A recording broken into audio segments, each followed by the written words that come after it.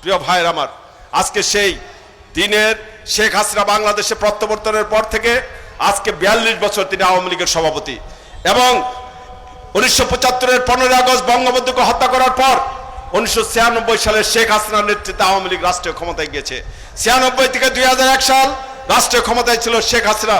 বাংলাদেশের চেহারার কিছু পরিবর্তন করলেও 2001 সালের নির্বাচনে যে নির্বাচনের ষড়যন্ত্র এবং চক্রান্তের মাধ্যমে আওয়ামী লীগকে পরাজিত করে 5 বছর রাষ্ট্রীয় ক্ষমতায় থেকে আওয়ামী লীগকে নিশ্চিহ্ন করার জন্য শেখ হাসিনাকে 2004 সালের 21 আগস্ট আওয়ামী লীগের সমস্ত জাতীয় নেতাকে একসাথে হত্যা করে আওয়ামী লীগকে নিশ্চিহ্ন করার জন্য ষড়যন্ত্র করেছিল। আল্লাহ পাক সেদিন প্রমাণ করে দিয়েছেন, আল্লাহ পাক যদি কাউকে বাঁচিয়ে রাখে পৃথিবীর কোনো শক্তি নেই তাকে হত্যা করে। শেখ হাসিনা তার উজ্জ্বল দৃষ্টান্ত। শেখ হাসিনাকে হত্যা করার জন্যই একটি নয়, দুইটি নয়, 14টি গ্রেনেড নিক্ষেপ করা হয়েছে এবং সেই গ্রেনেডের স্প্লিন্টার বিস্ফোরণের পর আইবি রহমান সহ 24 জন মানুষ তাৎক্ষণিক মৃত্যুবরণ করলো। শেখ হাসিনার যারা দেহরক্ষী তারাও মারা গেল। 5-6 আওয়ামী লীগের নেতা প্রত্যেকেই সেই গ্রেনেডের স্প্লিন্টার বিদ্ধ হয়ে এখনো জীবনে হয়তো বেঁচে আছে, কিন্তু উঠতে বসতে পারে না।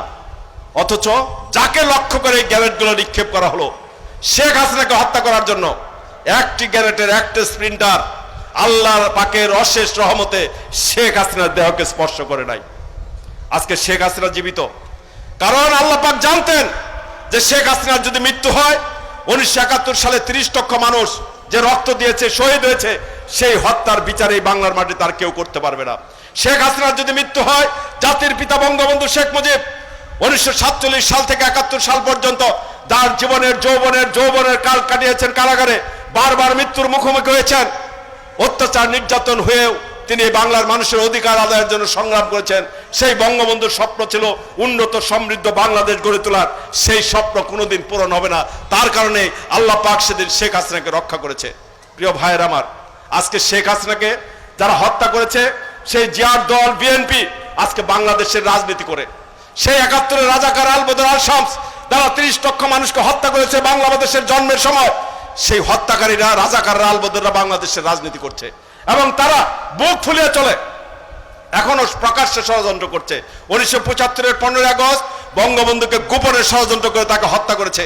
আজকে প্রকাশ্যে তারা ষড়যন্ত্র করে, আজকে তারা বলে কি, কয়েকদিন আগে শুনেন নাই, শেখ হাসিনাকে তারা কবরে পাঠাতে চায় প্রকাশ্যে ঘোষণা দিয়ে, শেখ হাসিনাকে হত্যা করতে চায়। আজকে বাংলাদেশের বিরুদ্ধে ষড়যন্ত্র করছে কারা? তারা হলো সব ওই 71-এর রাজাকার। মির্জা ফখরুল ইসলাম আলমগীর আজকে বিএনপির মহাসচিব, তার রক্তের গ্রুপ রাজাকার। তার বাবা মির্জা রুহুল আমিন, এরশাদ সরকার তাকে মন্ত্রী বানিয়েছিলেন, তার বাড়ি হলো ঠাকুরগাঁ। 1971 সালে পিস কমিটির নেতা ছিলেন ঠাকুরগাঁর সেই মির্জা রুহুল আমিন, তার ছেলে হলো মির্জা ফখরুল ইসলাম। আজকে সে বলে বাংলাদেশের চাইতে নাকি পাকিস্তানে আগে ভালো আছিল। কন্ত দেখি, যে বাংলাদেশের স্বাধীনতা যুদ্ধে 30 লক্ষ মানুষ রক্ত দিয়েছে, ওই মির্জা ফখরুল ইসলামরা বলে বাংলাদেশের চাইতে নাকি পাকিস্তানি ভালো আছিল। শুধু কি তাই, আজকে দেখেন বেগম খালেদা জিয়া, তিনি 1971 সালে কোথায় ছিলেন? পাকিস্তানিদের হেফাজতে। পাকিস্তানি মেজরের আদর আপ্যায়নে তিনি 9 মাস কাটিয়েছেন ক্যান্টনমেন্টে। অনেক ধরনের কথা বলে, নোংরা কথা আমাদের মুখে বলতে চাই না, তার চরিত্র নিয়ে মেলা কথাও আছে। আজকে সেই খালেদা জিয়াকে মির্জা ফখরুল কয় খালেদা জিয়া নাকি প্রথম মহিলা মুক্তিযোদ্ধা। 9 মাস থাকলো ক্যান্টনমেন্টে, সে মুক্তিযুদ্ধ করলো কই? আবার কি কয় তারেক রহমান 1964 সালে যার জন্ম, 71 সালে যার বয়স হলো 7 বছর, তারেক রহমান নাকি শিশু মুক্তিযোদ্ধা। এই হলো বিএনপিদের কথা। আজকে সেই ইতিহাস বিকৃতির তো একটা মাত্রা আছে। 1971 সালের 26শে মার্চ প্রথম প্রহরে জাতির পিতা বঙ্গবন্ধু শেখ মুজিব স্বাধীনতার ঘোষণা করেছিলেন, কারণ পাক বাহিনীরা হামলা চালিয়েছিল পিলখানা বিডিআর ক্যাম্পে, রাজারবাগ পুলিশ লাইনে। তখন বঙ্গবন্ধু রাত 12টা 20 মিনিটের সময় বিডিআর এর সেই ট্রান্সমিটারে তিনি স্বাধীনতার ঘোষণা দিয়েছিলেন। জিয়াউর রহমান 1971 সালের 27শে মার্চ চট্টগ্রাম সার্কিট হাউসে চট্টগ্রামে আওয়ামী লীগের নেতৃবৃন্দকে, জিয়াউর রহমান তখন একজন মেজর ছিলেন, তাকে জোর করে ধরে নিয়ে রেডিও স্টেশনে নিয়ে বঙ্গবন্ধুর পক্ষে 27 তারিখে ঘোষণা পাঠ করিয়েছিলেন। বঙ্গবন্ধু 26শে মার্চ প্রথম প্রহরে স্বাধীনতার ঘোষণা করছেন। জিয়াউর রহমান জীবিত থাকতেও কোনোদিন দাবি করেন এই স্বাধীনতার ঘোষক। জিয়াউর রহমান মরার পর এই বিএনপির সব কুলাঙ্গাররা কয় জিয়াউর রহমান বলে স্বাধীনতার ঘোষক ছিল। প্রিয় ভাইয়ের আমার, সেই জিয়াউর রহমান হলো বঙ্গবন্ধুর খুনি। জাতির পিতা বঙ্গবন্ধু শেখ মুজিবকে হত্যা করেছে। তার ছেলে তারেক রহমান বঙ্গবন্ধু কন্যা শেখ হাসিনাকে হত্যা করার জন্য 2004 সালের 21শে মার্চ একটি নয়, দুইটি নয়, 14টি গ্রেনেড নিক্ষেপ করেছে। বাংলাদেশের সবচেয়ে স্বনামধন্য জনপ্রিয় অর্থমন্ত্রী শাহ এস এম কিবরিয়াকে তার নির্বাচনী এলাকায় 2004 সালে সেই 4 দলীয় জোট সরকারের আমলে সেই শাহ এস এম কিবরিয়াকে হত্যা করা হয়েছে। হত্যা করা হয়েছে নাটোরের মমতাজ, 2 বারের সংসদ সদস্য, 4 রাস্তার মাথায় প্রকাশ্যে দিনের বেলায় রামদাদে কুপিয়ে কুপিয়ে তাকে হত্যা করা হয়েছে। হত্যা করা হয়েছিল খুলনা মহানগর আওয়ামী লীগের সভাপতি অ্যাডভোকেট মঞ্জুরুল ইমাম 2004 সালে একই সময় সেই জায়গায় তার বাড়ির গেটে তাকেও বোমা মেরে তাকে হত্যা করা হয়েছিল। হত্যা করা হয়েছিল আমাদের গাজীপুরের আহসানুল্লাহ মাস্টার, আপনারা সকলেই জানেন। শুক্রবার দিন জুম্মা নামাজের আগে তার বাড়ির উঠানে গিয়ে ব্রাশ ফায়ার মেরে তাকে হত্যা করা হয়েছিল। এইভাবে একটি নয়, দুইটি নয়, হাজার হাজার আওয়ামী লীগের নেতাকে হত্যা করেছিল। শুধু তাই নয়, 2001-এ বিএনপি রাষ্ট্রীয় ক্ষমতায় গিয়ে বাংলাদেশের হাজার হাজার মা বোনকে ধর্ষণ করেছে 1971 সালের কায়দায়। অপরাধ, তারা নৌকায় ভোট দিয়েছে। নৌকায় শুধু ভোট দিয়েছে এই অপরাধে একজন রিক্সা শ্রমিকের রিক্সাটি প্রকাশ্যে দিনের বেলা তাকে পুড়িয়ে দেওয়া হয়েছে।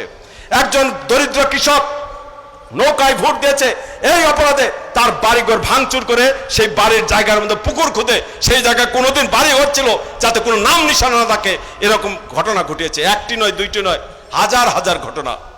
প্রিয় ভাইয়ের আমার, সেই বিএনপি আজকে রাজনীতি করে, আজকে নির্বাচন আসছে, আজকে বিভিন্ন যত ধরনের ইতিহাস বিকৃতি, মিথ্যা, বানোয়াট, উদ্ভট তথ্য নিয়ে বাংলাদেশের মানুষকে বিভ্রান্ত করে। কয়েকদিন আগে মনে নাই, হঠাৎ করে কি কয়, আমরা একদিন শুনে তাজ্জব বনে গেলাম। কি 10ই ডিসেম্বর থেকে খালেদা জিয়ার নির্দেশে নাকি বাংলাদেশ চলবে। আরে আমরা তাজ্জব বনে, খালেদা জিয়া হলো জেল খাটতেছে, ওর নির্দেশে বাংলাদেশ 1 মাস পরে আবার সেটা খালেদা জিয়ার নির্দেশ বাংলাদেশ চলবে, মানে তারা বলে ক্ষমতা দখল করব। কি 11ই ডিসেম্বর তারেক রহমান লন্ডন থেকে ঢাকা আসবেন আর এয়ারপোর্ট থেকে ডাইরেক্ট বঙ্গভবনে যাবেন ক্ষমতা দখল করতে। প্রিয় ভাইয়ের আমার, আমরা প্রস্তুতি নিলাম, শেখ হাসিনার সঙ্গে কথা বললাম, তিনি নির্দেশ দিলেন, ঢাকার রাজপথ আমরা দখলে থাকলাম। 10ই ডিসেম্বর চলে আসলো, বিএনপি কর্মসূচি দিয়েছিল পল্টনগর অফিসের সামনে একটা জনসভা করবে। এই জনসভা করবে তো দূরের কথা, শেষ পর্যন্ত ওই গোলাপবাগ গরুর হাটে তারা জনসভা করে বিদায় হয়েছে। হঠাৎ করে তারা এরকম উদ্ভট বিভিন্ন মিথ্যা বিভিন্ন কথা বলে মানুষকে বিভ্রান্ত করতে চায়। হঠাৎ করে দেখবেন একদিন হয়তো বিএনপি নেতা বক্তৃতা দিচ্ছে যে মির্জা আজম মারা গেছে, আমি এইমাত্র দাফন করে এলাম। এরকম উদ্ভট কথা, মানুষ বিভ্রান্ত হয়ে যায়, চমকে যায়, কয় কি। তো বিএনপি কিন্তু এরকম সমস্ত মিথ্যা বানোয়ার তথ্য দিয়ে মানুষকে বিভ্রান্ত করে। 2014 সালে নির্বাচন হয়েছে, সেই নির্বাচনের আগে তারা নির্বাচন বয়কট করেছিল। তারা ঘোষণা করেছিল নির্বাচন প্রতিহত করবে, এবং সেই নির্বাচন প্রতিহত করতে গিয়ে শত শত মানুষকে আগুনে পুড়িয়ে হত্যা করেছিল তারা। রাস্তায় চলন্ত ট্রেন গেছে, সেই ট্রেনে পেট্রোল বোমা মেরে সেই ট্রেনে আগুন জ্বালিয়ে মানুষকে হত্যা করেছে। চলন্ত বাসে পেট্রোল বোমা মেরে বাসে আগুন জ্বালিয়ে চলন্ত বাসে মানুষকে পুড়িয়ে হত্যা করেছে। বাংলাদেশের ভোটের দিন 500 শিক্ষা প্রতিষ্ঠান আগুনে জ্বালিয়ে দিয়েছে। নির্বাচন কিন্তু বন্ধ করতে পারে নাই, তারা ভোটে আসে নাই। আওয়ামী লীগের 153 জন বিনা প্রতিদ্বন্দ্বিতা এমপি নির্বাচিত হয়েছে। 2018 সালে নির্বাচন আসলো, একই কায়দা। তারা নির্বাচনে আসবো কি আসবো না, এক নির্বাচন এলাকায় 3 জনের নমিনেশন দিচ্ছে টাকা খায়। তারেক রহমান চোর, এই বাংলাদেশের মানুষের টাকা চুরি করে বাংলাদেশের মানুষকে হত্যা করে আজকে কোর্ট থেকে সাজা পেয়ে আজকে বাংলাদেশের ওই তত্ত্বাবধায়ক সরকার কাছে আন্ডারটেকেন দিয়ে গেছে, জীবনে আর কোনোদিন রাজনীতি করবো না। সেই লন্ডনে বসে থাকে, সে বিএনপি নেতৃত্ব দিচ্ছে। বিএনপি দল কি দুর্নীতিবাজ দল, সংবিধান ভাবে তারা দুর্নীতিগ্রস্ত। কারণ সারা বিশ্বে 3 জন সৎ প্রধানমন্ত্রী নাম ঘোষণা করা হয়েছে। সেই 3 জন সৎ প্রধানমন্ত্রীর মধ্যে বাংলাদেশের প্রধানমন্ত্রী শেখ হাসিনা সারা বিশ্বের সৎ প্রধানমন্ত্রী হিসেবে স্বীকৃতি লাভ করেছে শেখ হাসিনা।